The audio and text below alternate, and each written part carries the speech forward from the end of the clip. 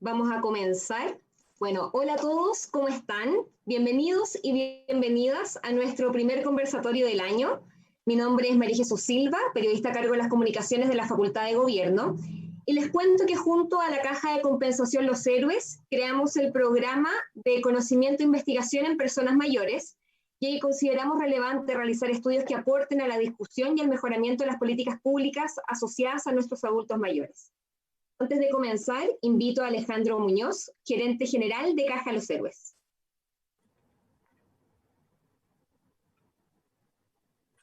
Bien, muy buenas tardes a todas y a todos. A nombre de Caja Los Héroes, agradecer su participación en el segundo conversatorio del programa de conocimiento e investigación en personas mayores CIPEM, sobre tema de desarrollo social. Un saludo especial a los expositores y en particular a la señora ministra de Desarrollo Social, Carla Rubilar, y a la vicepresidenta de la organización Travesía 100, Jimena Abogavir, por estar con nosotros en este conversatorio. El programa de conocimiento e investigación en personas mayores CIPEM es una iniciativa que hemos impulsado a partir del año 2018, siendo una acción conjunta entre los héroes y la Universidad del Desarrollo. El objetivo de este centro es generar conocimiento, investigación y estudios sobre la realidad de los adultos mayores en Chile, un segmento que es cada vez más importante en nuestro país y donde esperamos que este conocimiento y esta información sea un insumo para el desarrollo de políticas públicas, para proyectos asociados a mejorar la calidad de vida y bienestar, y en el caso también nuestro de Caja de los Héroes, para el desarrollo de mejores beneficios para los adultos mayores. Esto porque somos la caja más grande en adultos mayores en Chile y una de las instituciones de servicios que más se relaciona con ellos a lo largo de nuestro país. Por lo tanto, nosotros nos sentimos fuertemente comprometidos con ellos, los conocemos y apreciamos la importancia que tienen para construir un país mejor. Estamos seguros que el trabajo que realizamos con CIPEM está muy alineado con los objetivos que mencioné anteriormente y que tenemos como organización de la seguridad social de nuestro país. Somos una plataforma de la seguridad social y un vehículo para acercar el bienestar a las personas que permite apoyar y mejorar la calidad de vida especialmente de los mayores. Parte del material presentado en nuestro ciclo de conversatorios que va a quedar disponible próximamente en el sitio web www.cipem.cl y en nuestro segundo libro denominado La Generación Silenciosa, capítulo 2, una mirada a las personas mayores en Chile, el cual cuenta además con el prólogo de la señora primera dama, Cecilia Morel, y de la senadora presidenta de la Comisión de Adulto Mayor, Carolina Goich, donde nos van a dar en este libro también su mirada respecto a los adultos mayores del país. Bueno, a continuación damos inicio ahora a este conversatorio. Muchas gracias a todos y a todas.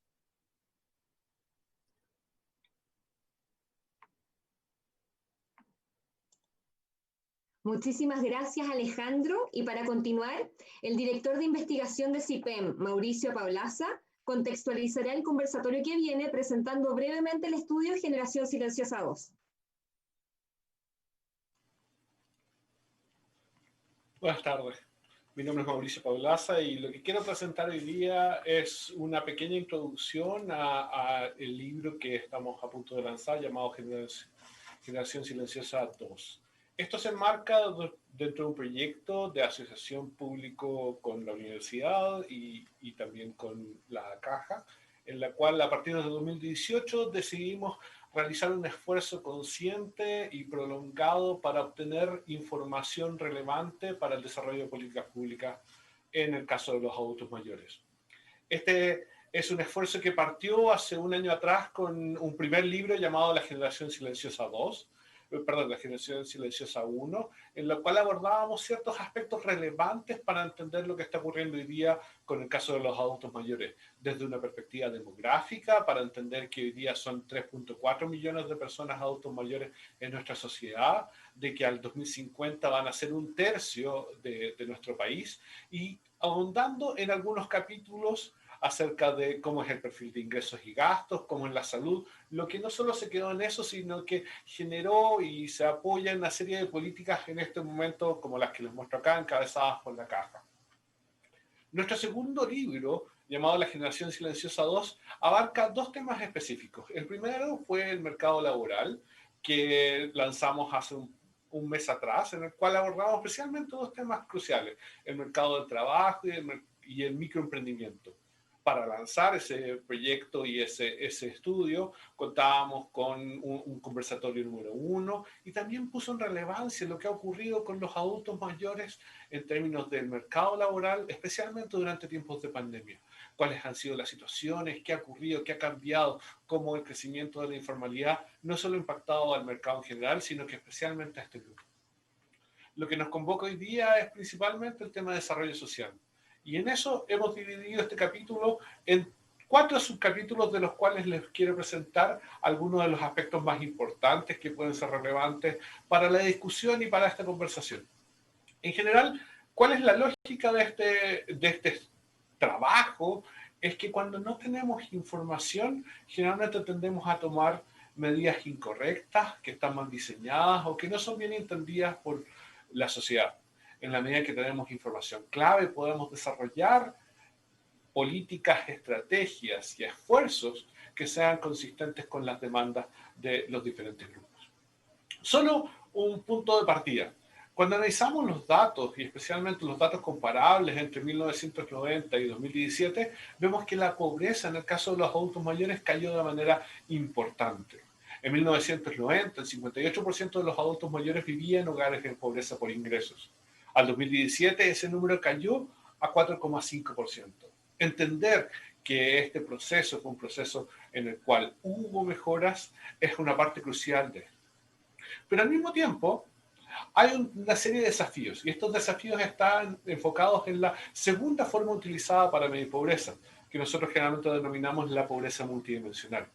Cuando vemos este fenómeno en particular, vemos que el 21%, el 22.1% de los adultos mayores hoy día en Chile, perdón, son datos del 2017, viven en pobreza multidimensional.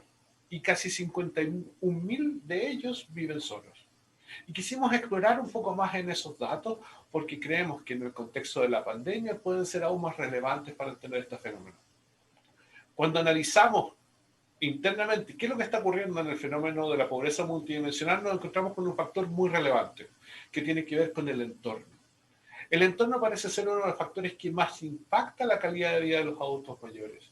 Cuando vemos y comparamos el resto de los hogares con el caso de los adultos mayores, vemos que el 16.7% de los hogares en los cuales hay adultos mayores tiene algún problema con las variables del entorno. Y cuando vamos aún más profundamente, nos encontramos que hay ciertas características que son relevantes. Un 30% de la población tiene algún indicio de aislamiento territorial con grandes distancias para una farmacia y en menor medida para las otras variables que ustedes pueden encontrar en el gráfico, como un centro de salud o un cajero automático, una caja vecina. Sin embargo, esto no es solo en términos externos, sino que también en términos internos dentro del hogar. Cuando vemos quiénes tienen acceso a ayuda dentro del hogar, quizás el más relevante es el primero que ustedes ven ahí. El 16.8% de los hogares de adultos mayores tiene apoyo en el uso de tecnologías. El 83%, por lo tanto, necesita o requiere de algún tipo de apoyo. En general, este apoyo ha venido algunas veces desde afuera, como lo muestran las estadísticas que han surgido durante pandemia. En general, casi el 50% de los adultos mayores sugiere o responde que ha recibido algún tipo de ayuda durante este periodo, principalmente del gobierno, la municipalidad y en cierta medida desde los familiares. Pero cuando vemos otros aspectos de qué está ocurriendo dentro de ese hogar, nos damos cuenta de ciertos fenómenos que nos ayudan a entender el bienestar y las características de cómo ese hogar convive dentro de él. Cuando vemos las actividades, por ejemplo, que se realizan dentro del hogar, recordamos que la televisión, el escuchar música, son de las actividades más comunes en el caso de los adultos mayores. Al mismo tiempo nos damos cuenta que hay ciertas actividades como el cocinar, lavar platos, el hacer aseo dentro de la vivienda que también son relevantes. Sin embargo, aquí hay un gran componente de género que se mantiene según las estadísticas y en algunos casos aumenta durante la pandemia. Cuando vemos esta relación con el resto, no está solo relacionada con la radio y la televisión, pero también con una demanda creciente durante el tiempo de pandemia que tiene que ver con los hogares con Internet. En general, cuando vemos el caso de los adultos mayores, los hogares solo con adultos mayores casi dos tercios de ellos no tienen acceso a Internet, lo cual genera ciertas complicaciones para hacer trámites y actividades que pueden ser implementadas especialmente en periodos como el que estamos viviendo.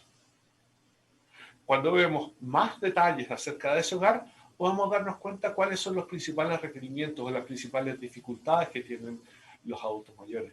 En principal, ellos recalcan la posibilidad o las dificultades para hacer ciertas actividades, especialmente hacer compras, ir al médico, salir a la calle, a pesar de que ellos reconocen, y a nivel societal, las actividades mayormente realizadas en periodos pre-pandemia era asistir a la junta de vecinos, organizaciones religiosas y las agrupaciones de adulto mayor, que tienen y que dan un primer indicio del rol de la sociedad civil en estas actividades. Este capítulo también contempla una serie de políticas públicas que han sido relevantes en otros países. Mostrábamos en este caso el caso de Australia, el caso de Letonia, el caso de Estados Unidos, donde a través de distintos programas podemos incorporar a esos adultos mayores en el desarrollo de nuestra sociedad, como agentes activos y no solamente como agentes pasivos. A nivel nacional, hemos visto también una serie de alternativas. Recientemente la guía con los principales beneficios para las personas mayores, el programa Adulto Mejor y ciertos hitos que se dieron durante el 2020 nos van en esa línea. Sin embargo, al mismo tiempo creemos que hay una segunda mirada de qué pasa de aquí en adelante y qué pasa en el largo plazo. Y esto responde a la pregunta: ¿cómo fomentamos la inclusión de los adultos mayores en nuestra sociedad? En términos de cuál es el rol de la sociedad civil y en términos de la cooperación público-privada, cómo incorporamos la tecnología como un instrumento de integración y sus capacidades para que los adultos mayores hagan lo que tienen razones para valorar y no solamente para lo que el resto de la sociedad les impone hacer.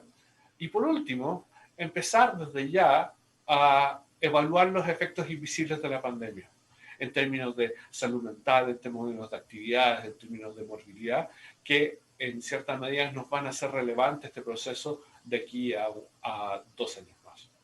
Muchas gracias.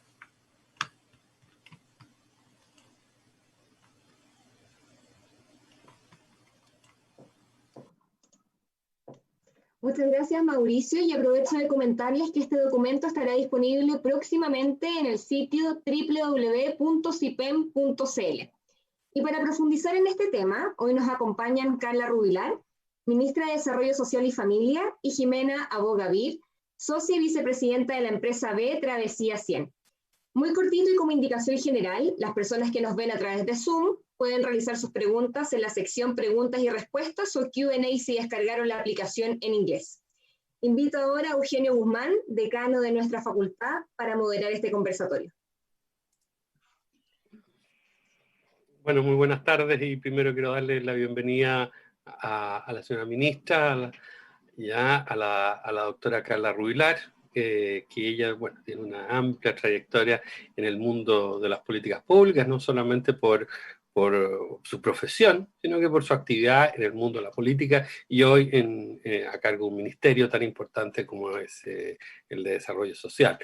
En segundo lugar, también a Jimena Abogavir, que tiene una amplia, vasta experiencia, fundadora de la Casa La Paz, ahora está en otro emprendimiento social, llamémoslo así, ya muy en la línea de lo que ha hecho durante ya muchos años, ¿no es cierto? Y bueno, también de un currículum extraordinario, no solamente en lo privado, sino que también en lo público.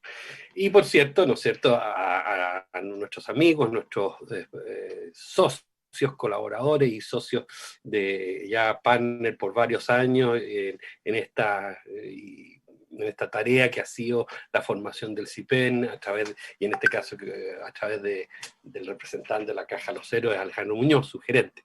¿Ya? Y también darle la bienvenida a gente de la casa como es Mauricio Paulaza, una profesora Paulaza, que ha hecho una muy interesante presentación. Y dado esa presentación, vamos a algunas preguntas, o sea, que derivan directamente, creo yo, de este trabajo. Hay muchas y que probablemente muchos de ustedes van a estar interesados ¿no es cierto?, en hacer, y estaremos atentos a aquello. Tenemos un tiempo limitado, ciertamente, pero trataremos de hacernos cargos de todas o de la mayor cantidad de las preguntas que lleguen. Y déjenme ir a una primera. Aquí se ha hablado de capital social de manera directa e indirectamente, y cuando hablamos de capital social entendemos cooperación, básicamente, ¿ya? O sea, la capacidad que exista, ¿no es cierto?, en una comunidad, en un grupo, una organización, ¿no es cierto?, de generar mecanismos, no solamente o instancias de cumplimiento de normas informales, sino que de cooperación entre esos individuos para el logro de ciertos bienes que son comunes a ese grupo, organización o colectivo social. Y la primera pregunta que a mí me surge es que, dado un país como el nuestro, que sabemos que en Chile los niveles de capital social son bajos, ¿ya? Y muy bajos, ¿ya? La pregunta que podríamos hacernos es, bueno, ¿cómo podemos mejorar la cooperación? Ya no desde la sociedad hacia los adultos mayores, sino que entre los grupos adultos mayores, en el sentido de no caer en esta suerte de pensar que los adultos mayores, ¿no es cierto?, son, digamos, gentes completamente carentes de, ¿no es cierto?, de iniciativa. Entonces, déjenme, ¿no es cierto?, que nos centremos en esta primera pregunta. No sé si tú quieres empezar, Jimena. Sé que de repente hubo algunos pequeños problemitas de comunicación, entonces no me gustaría que se cortara la comunicación mientras estamos en este conversatorio. Bueno, en primer lugar, honradísima, Eugenio, con esta invitación, participar con la ministra, que es una mujer que yo admiro muchísimo, pero también porque el CIPIEM, yo me devoro los estudios, porque dado que este es un segmento que ha irrumpido, ¿no es cierto?, en la agenda pública mundial y que nos tiene a todos sorprendidos, nadie pensaba en caso de Chile que el envejecimiento iba a ser tan rápido de la población, por lo tanto, lo que sean estudios como los de ustedes es un tremendo aporte. O empezamos a tocar de oído y ahí nos podemos equivocar. Ahora, con respecto al tema del capital social, yo lo primero que quiero decir es que lo importante aquí es asumir que todas las generaciones tenemos algo que aportar, y en este minuto de profundas crisis en todos los planos, es tan importante que lo hagamos, ninguna voz sobra, ¿no? Y por lo tanto no caer en la tentación de armar guetos generacionales y los mayores con los mayores, los jóvenes con los jóvenes, sino que incentivar procesos de innovación social en que las distintas generaciones aportamos las distintas miradas y desde ahí vamos elaborando juntos salidas a la situación crítica que estamos viviendo. Eso por una parte. Segundo, es que el tema de los mayores, como tú ya bien enunciabas, Eugenio, hay una suerte de estereotipo que tiende a encasillarnos desde nuestra vulnerabilidad, perdiendo así la visión desde la oportunidad. Entendiendo que hoy día una mujer a los 60 años le dicen váyanse a descansar, y probablemente esa mujer enfrenta 40 años por delante, y 40 años que hemos demostrado que las personas quieren y pueden y necesitan ser útiles. Ese es como el principal clamor que yo escucho entre las personas mayores, de todos los estratos económicos. Quiero sentirme útil. Además, con datos duros de que el 84% de este grupo es autovalente, que el 64% dice que quiere seguir trabajando aunque no tuviera necesidad económica de hacerlo. Por lo tanto, declararlo irrelevante durante 40 años parece una especie como de suicidio demográfico. Ahora, a pesar de ello, la única invitación que recibe este segmento desde la sociedad básicamente es a descansar, o, como decía la estadística de Mauricio, a matar la tarde frente al televisor. Entonces, yo lo veo ahí no solamente como una pérdida de oportunidad, sino que también una profecía autocumplida de tragedia, porque en el fondo la persona que se va a sentar frente al computador no va a salir, no va a usar la mente, y de ahí a la depresión, a la invisibilización y a la senilidad hay una sola deriva. Eso por una parte. Y por otro lado, entender también que las personas mayores hoy día somos el grupo que más participa en organizaciones sociales, ¿cierto? El 35% de las personas más de 60 años dicen que han participado en algún tipo de organización social, y en el caso de la pandemia esto se ha manifestado con tanta energía, con tanta creatividad.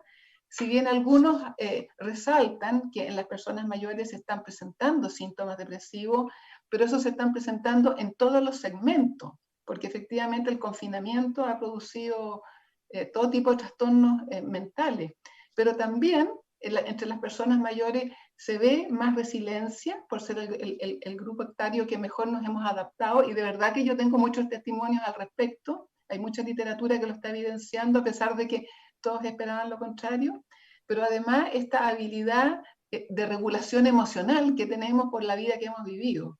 Entonces, siempre encontramos que el tema de la diversidad con que se enfoca el tema de las personas mayores es clave, y entender que aquí hay un tesoro de disponibilidad, de ganas, de entusiasmo y de tiempo disponible para construir capital social.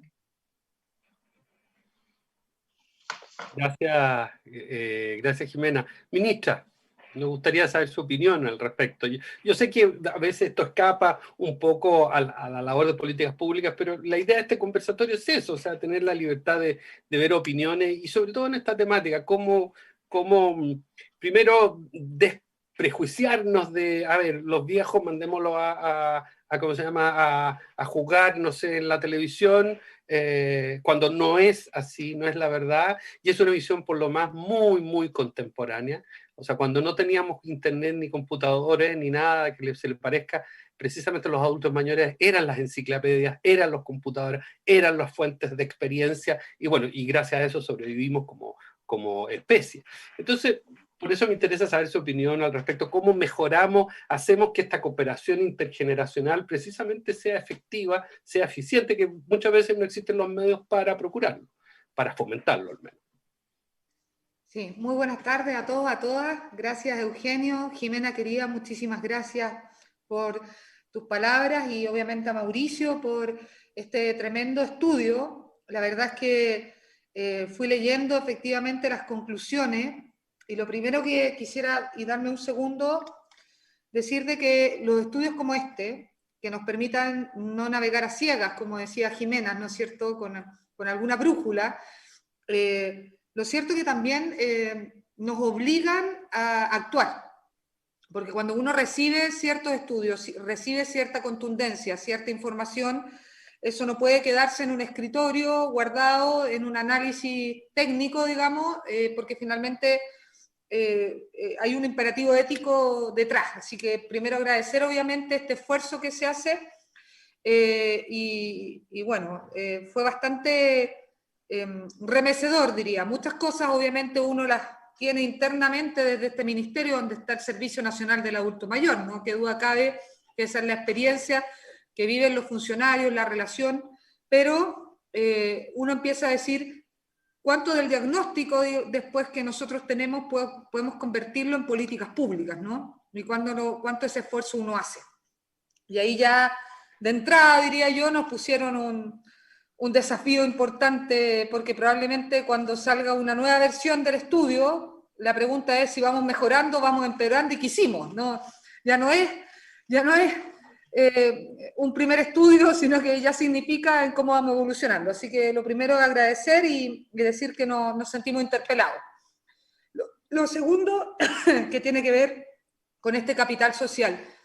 Yo creo que hay varias cosas que tienen que ver con nuestra cultura, Eugenio, Jimena, que debemos cuestionarnos al respecto de qué valoración le damos a la experiencia. Y somos bien injustos en este tema, porque ustedes recordarán, nuestro ministerio también tiene la juventud, ¿no? Está el INJUV debajo de nuestro ministerio, y los jóvenes se quejan mucho al respecto de la falta de oportunidades porque les exigen experiencia. Y ahí el valor de la experiencia muchas veces para ingresar al mercado laboral u otro es muy vital. Pero después, cuando hablamos de personas mayores, esa experiencia no necesariamente es igual de valorada. Y en ese sentido, es un tema que tiene que ver profundamente con la cultura arraigada que estamos teniendo, porque hay muchas culturas, y probablemente las más milenarias, y si nos vamos más cerca a la cultura indígena, a los pueblos ancestrales que tenemos en nuestro país, donde las personas mayores son sin duda alguna los sabios, son sin duda alguna aquellos quienes uno debe consultar cuando está en una situación difícil, cuando efectivamente necesita resolver grandes problemas, y eso no necesariamente está tan arraigado. Y ahí tenemos un tema cultural donde estamos muy enfocados en el tema asistencialista, donde estamos muy enfocados en tomar decisiones por otro. Y yo aquí quiero detenerme porque nos pasó en la pandemia que, por supuesto, con la experiencia internacional de lo que estábamos viviendo, de la población más vulnerable, las personas mayores, las que corríamos más riesgo, ¿no es cierto?, de que pudieran enfermar gravemente e incluso fallecer, donde vimos la situación de los centros de larga estadía, con mucho golpe, ¿no?, desde la pandemia y mucha preocupación. ¿Y qué hicimos? Hicimos políticas públicas y tomamos decisiones drásticas de protección, ¿no es cierto? El confinamiento obligatorio a personas mayores de 75 años, tomamos decisiones de que no tuvieran los mismos permisos que el resto de la población, todo esto desde el punto de vista del cuidado y de querer obviamente proteger. No obstante, en el camino empezó a alzarse la voz por parte de las personas mayores en Chile. Ustedes lo deben haber visto, las cartas enviadas a los diarios, algunos videos, pero también dentro de las dirigencias que se relacionan con nuestro Servicio Nacional de Adulto Mayor y con la primera dama, Cecilia Morel, quien está de cumpleaños además, así que aprovecho de saludar. Y lo cierto es que nos empezaron a decir, nosotros entendemos que nos quieren proteger, que aquí hay políticas públicas que buscan nuestro bienestar, pero creemos que nos debieran preguntar. Y ese esfuerzo, efectivamente, nosotros lo empezamos a hacer y lo hicimos, y todos los cambios que se hicieron en el plan paso a paso, que empezaron a involucrar a personas mayores, fueron porque ellos alzaron la voz. Y yo creo que ahí está el kit del asunto, al respecto de la valoración que nosotros hacemos de la autonomía, de la pertinencia, de la experiencia que tienen las personas mayores y cómo las políticas públicas no se pueden construir en realidad sin nadie, en el abanico de políticas públicas, pero en particular con las personas mayores, porque con esa experiencia y ese conocimiento jamás deberíamos tomar una política pública, una decisión de una política pública sin ello. Entonces, lo primero es decir de que la participación hoy día, el escuchar la voz, es un imperativo ético en las personas mayores. Y lo segundo tiene que ver también con la pertinencia de esas decisiones en los espacios geográficos, porque también en personas mayores es muy diferente cuando hablamos de una persona mayor que vive sola versus una persona mayor que vive en un núcleo familiar, de una persona mayor que vive en una comuna rural versus una persona mayor que vive en una comuna urbana, o en una comuna más vulnerable versus en una comuna con más recursos. Y ahí empezamos obviamente con todas las diferencias de las desigualdades que todos conocemos, pero que golpean probablemente más fuertemente a las personas mayores que tienen mayores necesidades de cuidado, que tienen más brechas del Internet, parte del estudio habla mucho de eso, de la alfabetización digital y de la oportunidad que tienen de una conexión con la familia versus una que no. Hicimos una campaña en el INJUB muy bonita que estamos reforzando, que tiene que ver con devolverle a las personas mayores de nuestra familia, ¿no es cierto?, el cariño, el cuidado que le entregaron a un niño desde pequeño, y ahora que esos niños se convirtieron en jóvenes y que tienen un conocimiento y son nativos digitales, le devuelvan esa experiencia y ese conocimiento ahora a las personas mayores. Pero eso también tiene mucho que ver del rol de la familia, y por eso nosotros no queremos ver a las personas mayores desde un punto de vista individual, sino también desde un punto de vista familiar. Y cómo cuando esa familia no está presente estamos hablando de una situación completamente diferente. Entonces, personalmente creo que el capital social, esa capacidad que tienen las personas mayores, los dirigentes mayores, de convencer, a nosotros nunca nos fue mejor en la información hacia el plebiscito y el horario especial que tenían las personas mayores para votar y las condiciones especiales que teníamos que tener de cuidado en todo el proceso, que cuando hicimos una capacitación de dirigentes, personas mayores, y fueron ellos los que le explicaron a sus propios vecinos y vecinas sobre este proceso. Nunca nos fue mejor en el Banco Estado que cuando pusimos personas mayores a cargo de los procesos de información de la caja vecina y lo que uno podía o no podía hacer respecto a sacar un bono de FONASA u otra cosa. Entonces, ese espacio yo creo que es el que nosotros finalmente debemos permear en esa dificultad cultural que yo me refería al inicio y que nos falta tanto por hacer.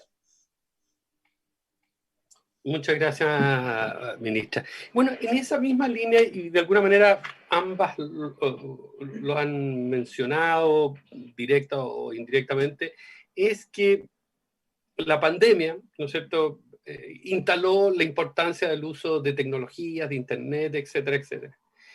Y en esa línea, bueno, ¿qué podemos hacer? Es la pregunta. ¿Qué podemos hacer? Porque a propósito del ejemplo de la ministra, ya no solamente se trata en ciertas instancias adultos mayores o personas mayores ayudando a personas mayores, sino que también ayudando a jóvenes. Por lo pronto, en el caso del plebiscito, explicándole, mira, por qué es importante ir a votar, por ejemplo. Pero en el caso de Internet, hay una falencia, y bueno, también hay mucho prestigio, de prejuicio en el sentido de pensar de que una persona, por el hecho de tener más de 60 años, no es capaz de, o no va a ser capaz de vencer barreras de ese tipo. ¿Ya? Yo creo que hay un prejuicio. Por lo pronto yo estoy ya en ese segmento y sigo tratando de aprender y probablemente lo mismo pasa con la Jimena. No con usted, ministra, que no está, que es una persona muy joven. Pero entonces, por lo mismo, la pregunta es, ¿cómo podemos abordar esto? ¿Cómo podemos incorporarlo al mundo de las tecnologías, de las nuevas tecnologías? O sea, que no nos hará falta que esas apps que son hechas para público general, empecemos a hacer apps de apps. Jimena, no sé si te gustaría... Bueno, primero déjame saludar a la ministra con lo último que habló. Ministra, con nosotros, no para nosotros. Yo creo que esa es la diferencia, ¿no es cierto? Porque si los jóvenes diseñan para nosotros, evidentemente se van a equivocar porque están pensando en un estereotipo distinto. La abuelita que está sentada en la mecedora con un chalcito esperando a lo más tejiendo. Bueno, con respecto a la tecnología, yo creo que nada mejor que la pandemia para derribar ese mito. Yo te digo, en Travesía 100 nosotros teníamos todas nuestras actividades presenciales. Yo creo que ninguno de nosotros había trabajado en videoconferencia, pero nos demoremos, no sé, 15 días en estar todos arriba. Y eso demuestra la premisa que cuando las personas mayores le vemos beneficio a un aprendizaje, lo logramos. En este caso era clave, era de sobrevivencia y por lo tanto tú ves hoy día, incluso a nivel de estratos económicos sumamente bajo, que tienen el acceso al hardware, al software y a la conexión, lo logran y estamos funcionando todos de esta manera. Incluso más, comentábamos antes de empezar esta conversación que nos ha gustado. Esto de no tener que trasladarse, o sea, trasladémonos para darle abrazo a los nietos, pero para trabajar esto es magnífico. Entonces, eso por una cosa. Segundo, WhatsApp se develó como la herramienta más usada, más práctica, que tenía todos los propósitos que las personas mayores necesitábamos, que antes era Facebook, ¿no? Pero cuando ya se trató de tener una conversación como más de cerca con las personas queridas, bueno, fue WhatsApp la gran herramienta, pero que hay múltiples barreras de acceso, Eugenia, no es solamente el diseño. En primer lugar, lo que nosotros constatamos, el tema que más nos duele como chilenos, que son las pensiones.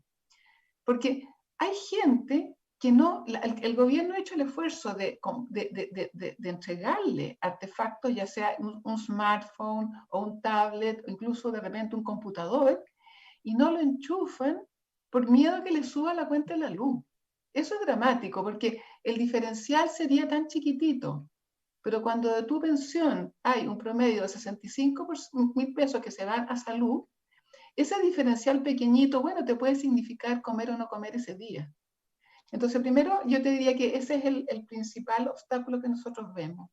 Segundo, es que las personas mayores que tienen equipo, normalmente es lo que lo heredaron del nieto menor, o sea, que ya tiene como 7 generaciones en la familia y opera muy precariamente, y la mayoría de los programas hoy día te requieren ciertos niveles de sofisticación y conectividad.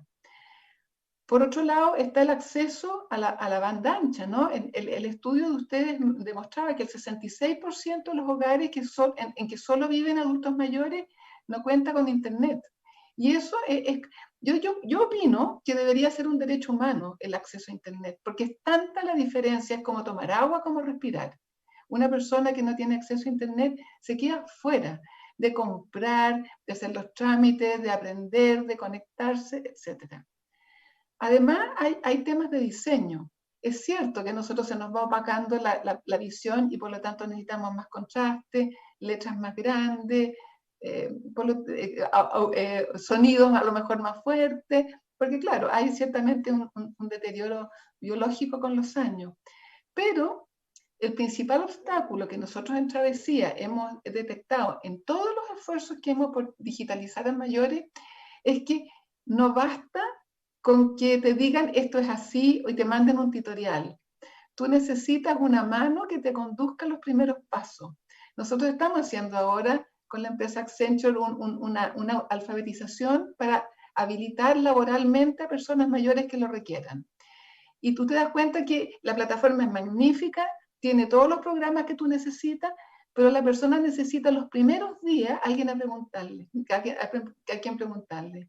Y después sigue solo, pero necesita ese soporte, necesita ese acompañamiento, y tal como ustedes decían, el 83% de las personas en que viven solo adultos mayores no tienen a nadie a quien preguntarle dentro del hogar.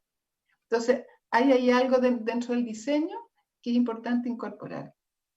Ahora, lo que nosotros hemos detectado, como esta decía 100, esforzándonos por digitalizar a las personas mayores, es que muchos no lo intentan porque no saben lo que se pierden. Entonces se escuden detrás de lo que llamamos la yoya. Yo ya no tengo edad para esto, yo ya no aprendí.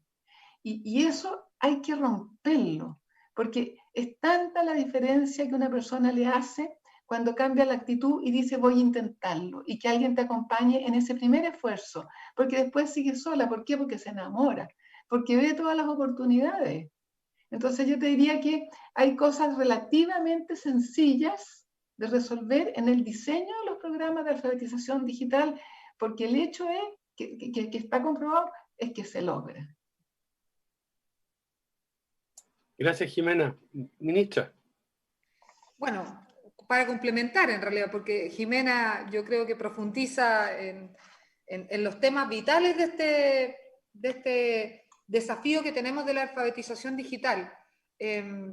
Lo primero es que, y aquí lo lanzo porque es un sueño que tenemos hace mucho tiempo y que desde el Senama tenemos la intención de invitar a quienes se entusiasmen. Nosotros creemos que debiéramos generar una universidad del adulto mayor, muy enfocada en alfabetización digital al inicio y posteriormente desarrollar otro tipo de competencias que sean necesarias en este desafío de personas mayores autovalentes que van a vivir muchos más años, tal como plantea Jimena. Y yo creo que hay un desafío gigantesco de cómo generamos esa instancia de la universidad del adulto mayor o de las personas mayores. Y ahí vamos a tener obviamente diferentes desafíos. Primero, como país en materia de conectividad y acceso, porque lo cierto es que, insisto, no es lo mismo una persona mayor con las dificultades que puede tener y que Jimena refiere también, ¿no? Desde el punto de vista de cuánto va a costar efectivamente la luz o si yo tengo acceso a Internet, pero económicamente hablando, pero hay lugares donde no tengo acceso a Internet, no hay nomás. Entonces ahí hay una brecha de país que nosotros debiéramos empezar a cerrar. Hemos tenido conversaciones con la CEPAL desde este ministerio, porque creemos que la pandemia dejó de manifiesto que esta es una brecha que hay que tratar de cerrar rápido, porque va a ir el mundo hacia allá y no nos puede seguir pasando que tengamos esa barrera de acceso de personas mayores desde todos sus trámites hasta educación online de los niños, niñas y adolescentes, que los vimos de forma tan dura, ¿no? En esta pandemia había niños que se podían educar y niños que no se podían educar al no tener clases presenciales por el COVID. Está también el tema de cómo han ido cambiando las tecnologías, porque hoy día nosotros en nuestra página de la Red de Protección Social nos hemos encontrado con que ya la gente no se conecta de conexiones fijas, la gran mayoría, ocupa el celular. Y esa es la verdad. Mucha gente está ocupando el celular de una forma muy cotidiana, su forma de acceso está siendo a través de las aplicaciones del celular y no necesariamente desde un computador.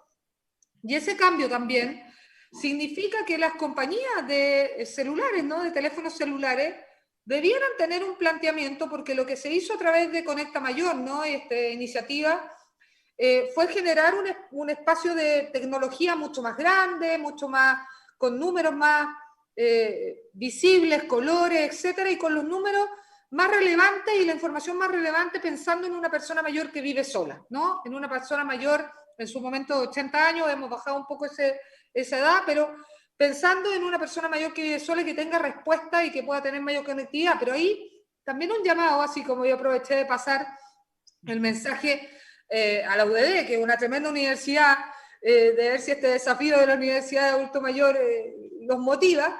También aprovecho de pasar el mensaje a las compañías de celulares, porque hay planes de celulares que debieran estar pensados en personas mayores con características diferentes, y en las compañías también de telecomunicaciones y de conectividad, con, tal cual como plantea Jimena, páginas que nos han ido ayudando en esta pandemia harto, pero páginas y sitios y posibilidades libres de datos.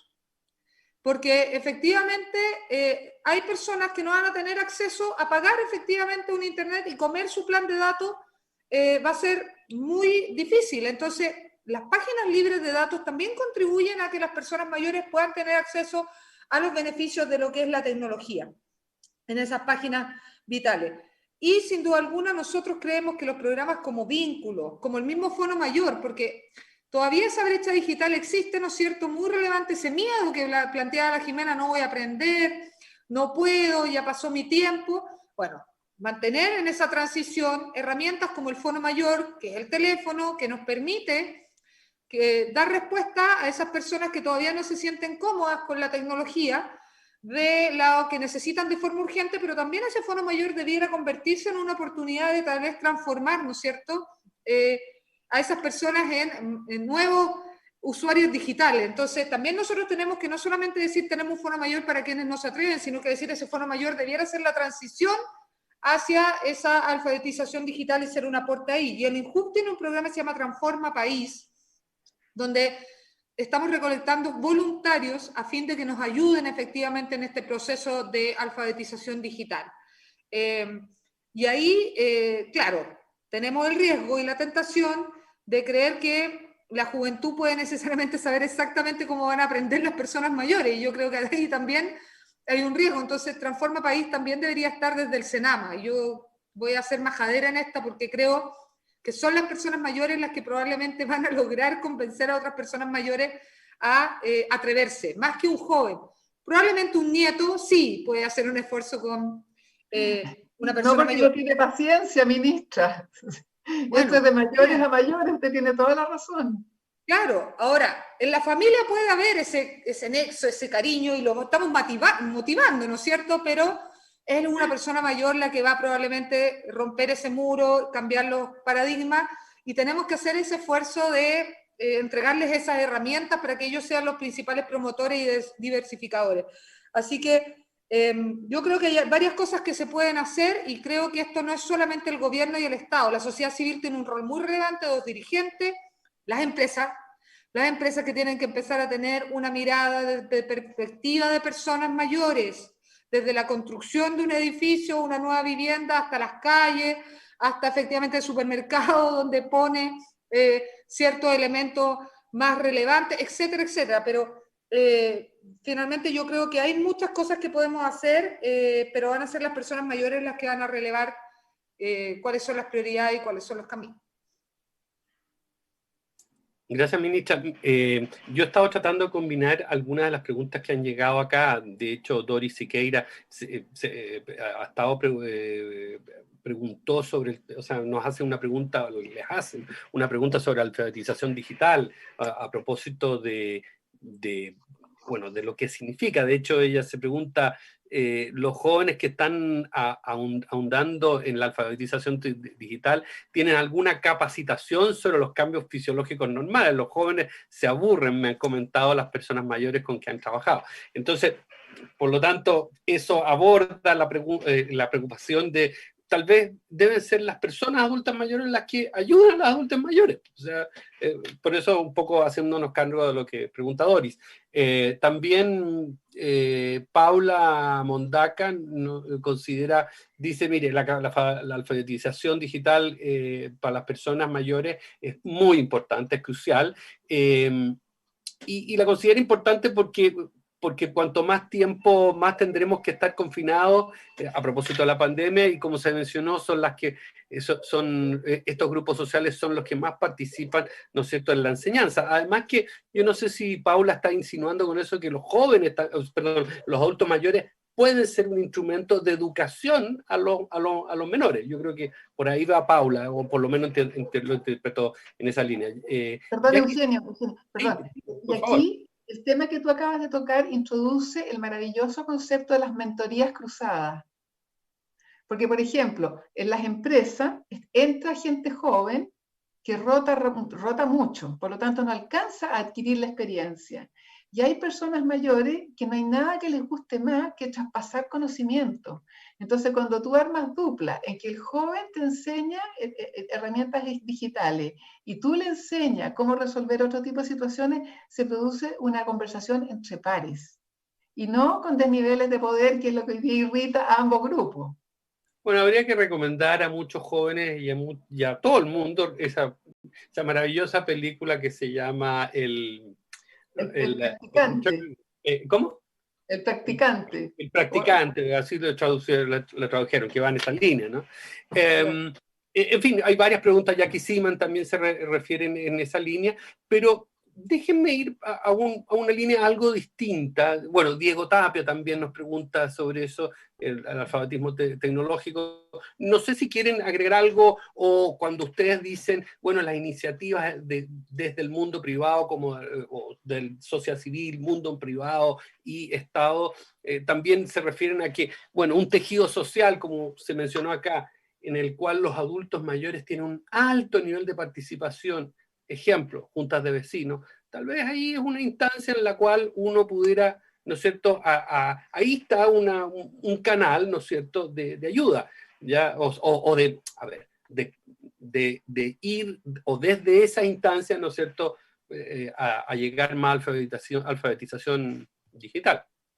De hecho, puede ser una de las fuentes. Otra es, bueno, instituciones como Los Héroes tiene una gran red a nivel nacional y por lo tanto es una gran oportunidad en ese sentido para que podamos hacer cosas en conjunto. Pero déjenme ir un poco a algo.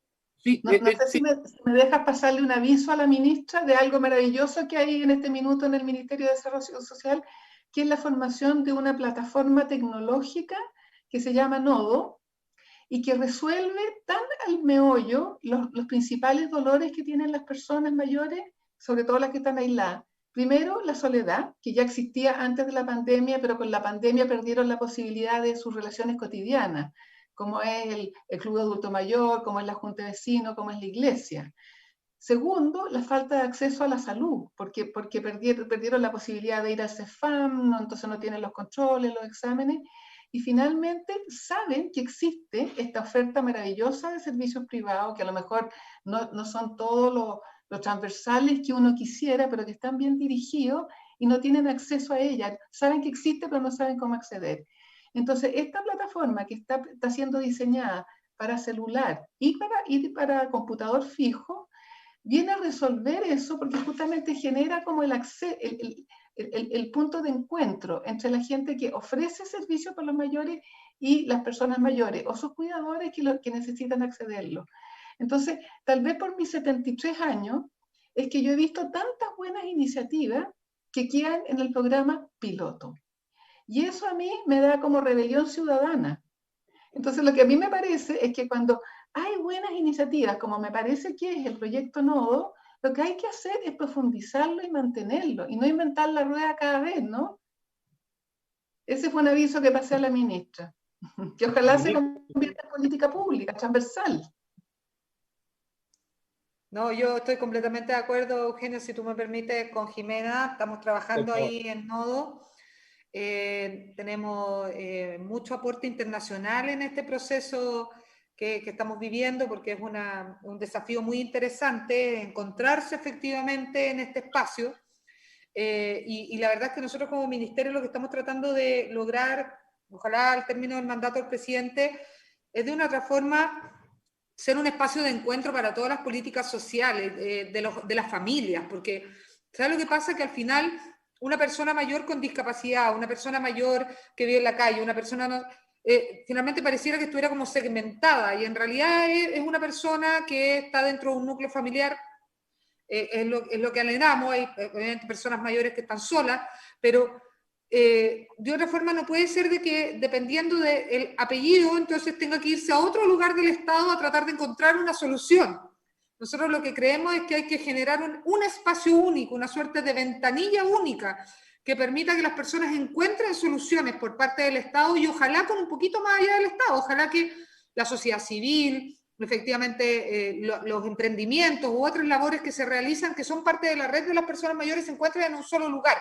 Y eso es finalmente lo que estamos tratando de construir y estamos súper convencidos de eso.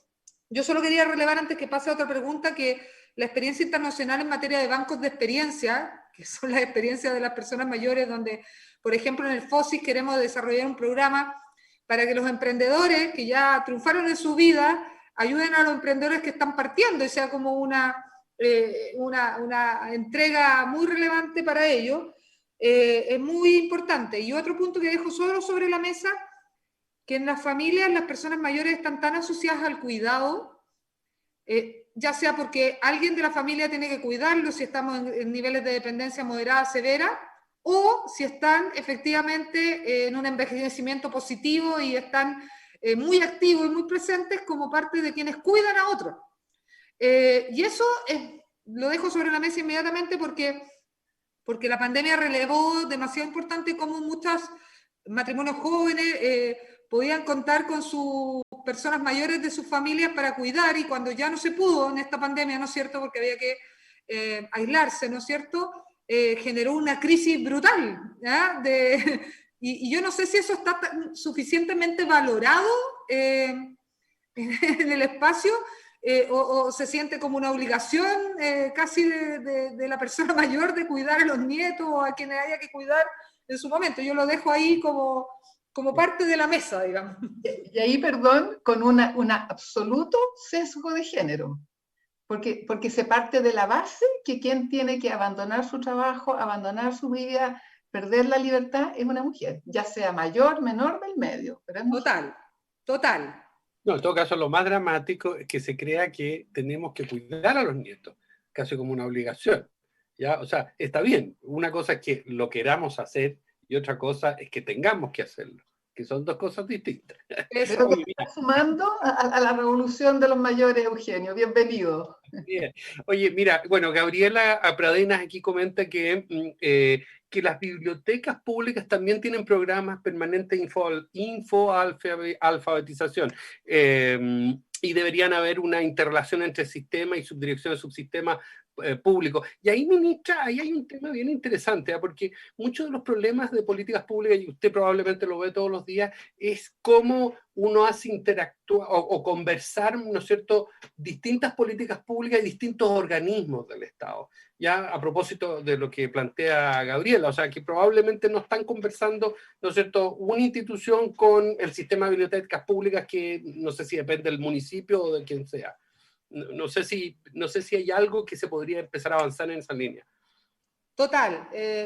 Parte de lo que quería transmitir anteriormente es que nosotros tenemos que ser capaces de empezar a dar soluciones y de una otra forma soluciones integrales, y para poder dar soluciones integrales y respuestas tenemos que coordinarnos nosotros con nuestra oferta versus las otras ofertas que existan. Voy a poner un ejemplo. La otra vez hicimos un esfuerzo y un análisis a través del FOSI y todo lo que son los fondos de innovación social. Y nos encontramos con que la oferta, por razones de recursos, es limitada, ¿no es cierto? Hay un tope para poder entregar recursos para emprendimiento. Y nos queda una lista de espera muy grande. Y resulta de que MOP, Ciencia y otros ministerios tienen fondos de innovación social. ¿Y qué hacíamos también? Era pelotear a esas personas y volverlos a hacer postular cuando si calificaban y eran un buen proyecto, un buen programa, deberíamos inmediatamente traspasarlos a otro fondo para poder calificar y no hacerlos postular de nuevo, porque es como ridículo que no conversemos entre nosotros mismos en el proceso interno de los diferentes ministerios que buscan un mismo objetivo. Y nos encontramos con otra patita que eran los fondos de innovación social desde los privados, que nos vinieron a buscar para decirnos, oiga, ¿qué hacemos? Y nosotros le dijimos, bueno, tenemos una tremenda lista de emprendedores que no podemos apoyar por un tema de límites de recursos que están entregados a los diferentes programas y que ustedes perfectamente podrían tener y podrían apoyar. esa conversación que ha estado muy ausente se refleja un poco en la pregunta que relevabas tú, de la coordinación, de la falta de coordinación de la oferta. Y por eso nosotros estamos haciendo un portal de coordinación de la oferta social que debiéramos lanzar en los próximos días, que busca unar al menos toda la primera parte de los ministerios, de los 24 ministerios y toda la oferta social que tenemos por problema de las familias. Es decir, usted está buscando empleo, todo esto es lo que nosotros tenemos para ofrecer a través del gobierno para que usted encuentre una respuesta adecuada a usted y su grupo familiar. Usted está con un problema de salud, bueno, aquí está toda la oferta que uno puede entregar. Hay temas que son relevantes y yo creo que va, y donde debiéramos darle una segunda mirada a lo que planteas, la conexión efectivamente de los recursos que tenemos nosotros como gobierno central, los que tienen las municipalidades como gobiernos locales, los que tienen efectivamente las fundaciones o corporaciones y las que incluso tienen las empresas a través de sus equipos de bienestar u otros. Yo creo que ese es el segundo paso que probablemente nosotros deberíamos realizar y que estamos tratando de conformar en la Mesa de Protección Social. Mientras Jimena, uno de los espectadores que nos encontramos acá,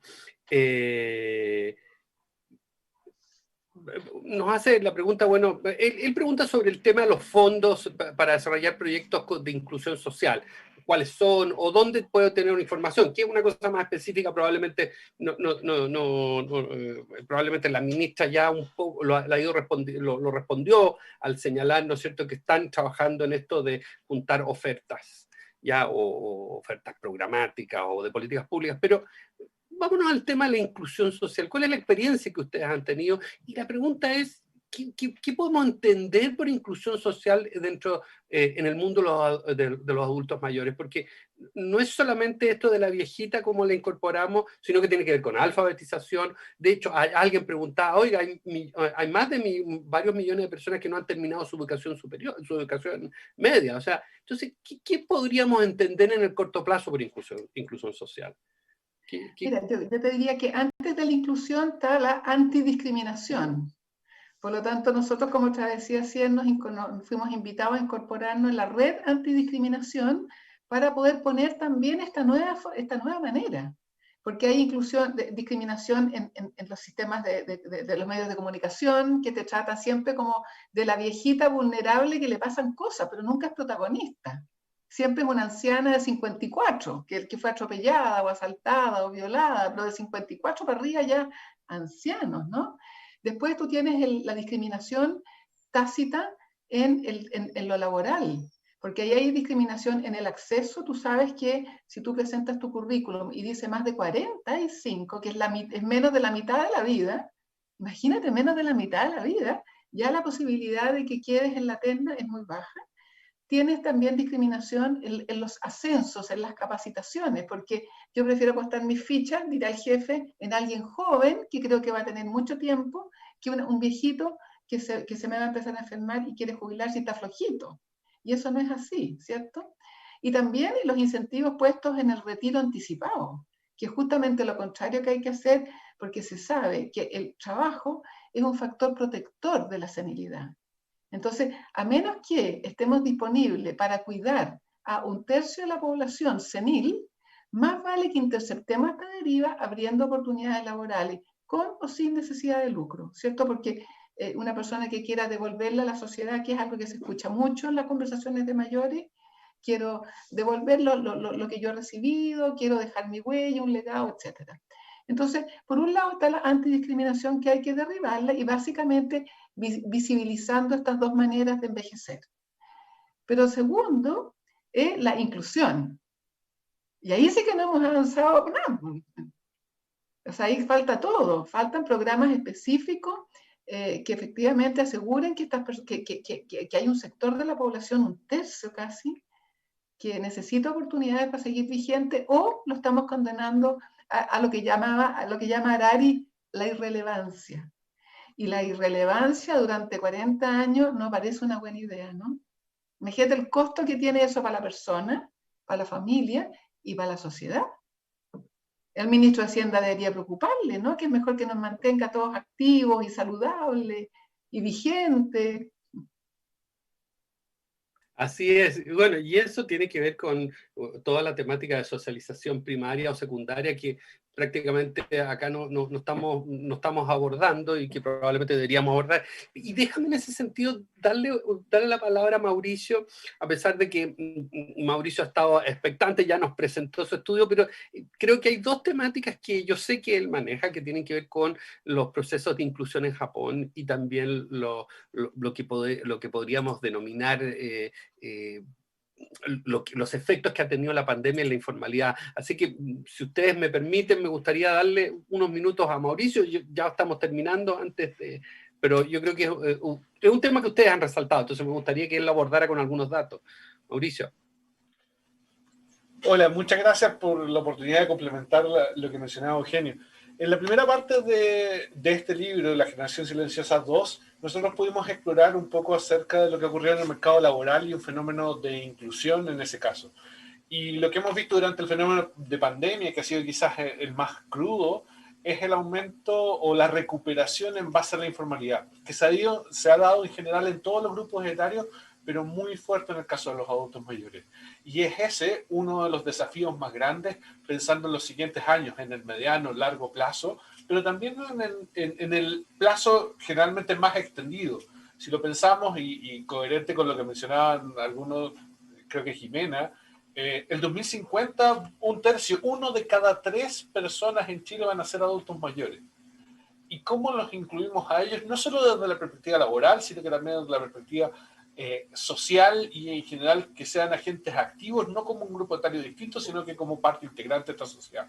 Pero volviendo a lo del corto plazo, lo que nos mencionaba, y de hecho parte, y pueden revisarlo en la primera parte del libro, el fenómeno de la informalidad, en el cual ya hay alternativas o hay trabajos en el cual se está trabajando. El Ministerio de Hacienda acaba de llamar a un consorcio de universidades en informalidad, en el cual tenemos la suerte de estar participando, y ahí es donde quizás salta la otra duda, ¿cómo incorporamos en ese proyecto grande de nivel sociedad a los adultos mayores? No solo como un grupo de beneficiarios, sino que como agentes activos que pueden participar en la mejora y en el desarrollo de sus propias vidas.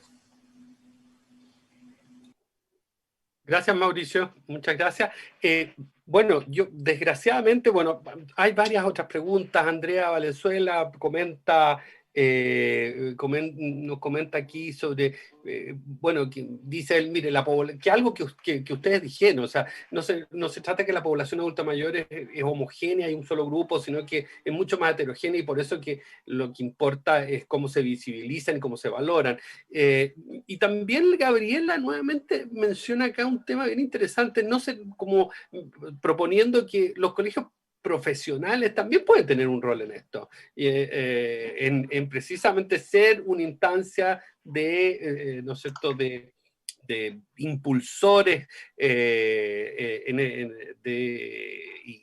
canales o puentes de colaboración y de acogida de los adultos mayores frente o posteriormente a la jubilación. Bueno, en fin, yo no quiero que nos vayamos para cumplir los fatales plazos a los cuales nos hemos comprometido, pero darles la palabra a ustedes dos como un cierre y por lo tanto, no sé, un llamado que ustedes quieran hacer a través de este medio a lo que tenemos al desafío que tenemos como sociedad en términos de políticas públicas. Así que, por favor, les dejo estos últimos minutos a ustedes. Bueno, para dejar a la ministra que cierre, ¿no es cierto? Yo solo decir que me parece tan interesante esta conversación, porque lo fascinante cuando uno se incorpora en el mundo de la antidiscriminación es que de este club somos todos. Todos vamos para allá. Nadie se salva. O sea, ojalá.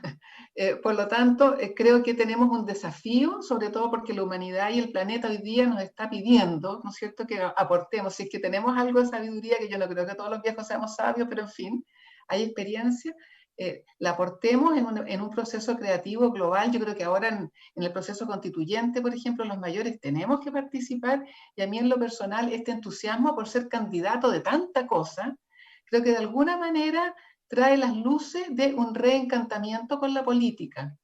Y eso me parece que es una muy buena nueva. Y por lo tanto ahí las personas mayores tenemos que aportar también nuestra experiencia, y creo que lo estamos haciendo. En el plebiscito así fue, ¿cierto? En nuestro interés por lo público. Y por lo tanto creo que, bueno, que trabajar juntos y crear un futuro donde nadie quede fuera, como dicen los ODS, es el mandato de nuestros tiempos. Muchas gracias, Jimena. Por favor, ministra. Sí. Doctora Rubilar. Sí, muchas gracias. Esta ha sido una tremenda oportunidad de poder conversar de temas que tenemos que conversar más. Creo que nos ha faltado mayores espacios, por eso lo agradezco tanto, este conversatorio, este debate, este estudio, porque nos obliga, insisto, a hacernos cargo, a ponernos, a remangarnos, digamos, y ponernos un poquito más en acción. Y yo quisiera, más allá de ya lo conversado, ¿no? De ya no para las personas mayores, sino con las personas mayores, en esa, finalmente, de combate al estereotipo, al prejuicio, de esa entender que tenemos que hacer cambios significativos culturales, pero en el marco de lo que ya conversamos quiero relevar un tema más, que yo creo que es muy importante, y esa debe ser mi experiencia como intendenta. Yo creo que la inclusión social tiene mucho que ver también con la inclusión territorial, con la inclusión barrial, los espacios que nosotros estamos construyendo, y por eso el plan de ciudades amigables, ¿no es cierto?, que lo releva también el informe, el estudio, esa es trascendental. O sea, yo no puedo cerrar esta conversación sin decir de que los espacios que estamos construyendo tienen que tener perspectiva de persona mayor, porque hacia el 2050 la gran mayoría de las personas que utilizarán los espacios comunes, públicos, los nuevos desafíos en materia de vivienda, de áreas verdes, etcétera, va a ser en personas mayores. Y yo creo que si hoy día no cambiamos esa forma de mirar y de construir efectivamente nuestras ciudades y nuestros territorios, nos vamos a encontrar en un grave problema. Entonces, mi último llamado es efectivamente a pensar las ciudades y los territorios con perspectiva mayor, porque ese es uno de los desafíos que se nos está quedando, a mi juicio, muy, muy atrás. Y agradecer obviamente a Jimena la labor que realiza, como ella es una tremenda embajadora de lo que son las personas mayores en este país, lo que pueden lograr hacer, lo que finalmente le entregan a Chile y le van a seguir entregando durante muchos años. Y nada, agradecer obviamente también a la Caja que nos ha permitido este espacio, a una Caja que además nos ayuda mucho en todos los programas sociales, en el pago de muchos beneficios sociales, y ellos que tienen el pago presencial de muchos de nuestros beneficios pueden hacer también un aporte último comercial, un aporte en relevar quiénes son esas personas que se pagan presencialmente y por qué. Tal vez esa conversación desde la caja de compensación de por qué hay gente que, a pesar de tener, ¿no es cierto?, probablemente el depósito del Banco Estado que se puede hacer masivo, otro, opta por un pago presencial, sobre todo en la caja que tiene tanta capilaridad territorial. Quizás entender un poco qué es lo que está pasando ahí y qué está pasando con esos hogares y con esas personas mayores sería un tremendo aporte, tal cual como el estudio que ustedes están realizando. Muchas gracias, ministra. Tengo que agradecerle a nuestros auditores, espectadores. Desgraciadamente se me quedaron preguntas de Juan Castillo, de Mauricio Núñez, en fin, bueno, pero se trataron de responder. Nuevamente les quiero dar las muchas gracias a ustedes por participar. Los héroes y la Universidad del Desarrollo estamos muy contentos por lo que estamos haciendo, así que, y nuevamente muchas gracias por todo el tiempo que se dieron en comentar el trabajo que hemos desarrollado y por una serie de enfoques y propuestas que han hecho. Así que muchas gracias nuevamente. Hasta la próxima será. Muchas gracias a todos, a todas, gracias. Chao, chao.